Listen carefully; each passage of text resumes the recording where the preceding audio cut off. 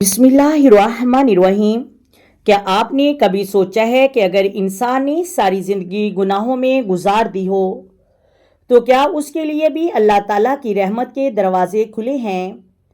آج کی یہ ویڈیو آخر تک ضرور سنیں کیونکہ شاید یہ چند منٹ آپ کی زندگی بدل دیں۔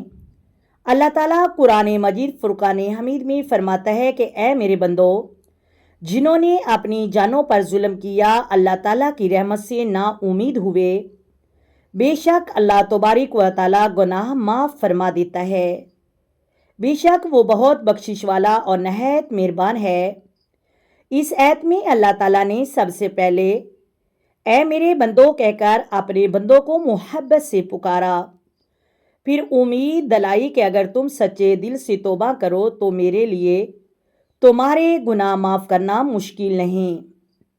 نبی کریم صلی اللہ علیہ وآلہ وسلم نے فرمایا، صحیح مسلم میں ہے، اللہ تعالیٰ رات کو اپنا دستے رحمت پھیلاتا ہے تاکہ دن کا گنہگار توبہ کرے، اور دن کو اپنا دستے اقدس پھیلاتا ہے تاکہ رات کا گنہگار توبہ کرے۔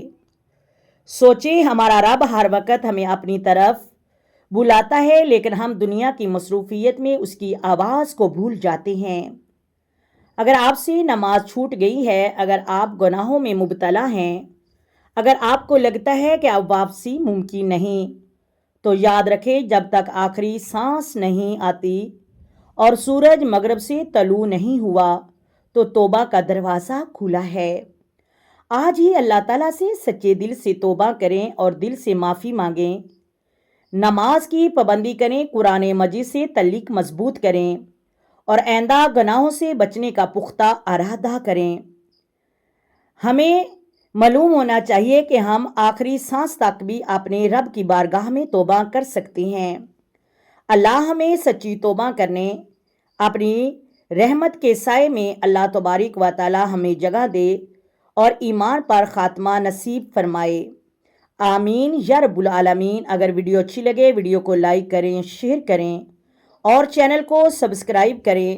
اس ویڈیو کو اتنا شیئر کریں کہ تاکہ ہر مسلمان اپنے رب کے آگے جھکے، اپنے رب کے آگے سجدہ کرے اور اللہ تبارک و تعالی ہمیں صراط مستقیم پہ چلنے کی توفیق عطا فرمائے، آمین۔ آئے میرے ساتھ مل کر آقا دو عالم نور مجسم سرور کائنات صلی اللہ علیہ وآلہ وسلم کی ذات پر درود و سلام پیش کریں۔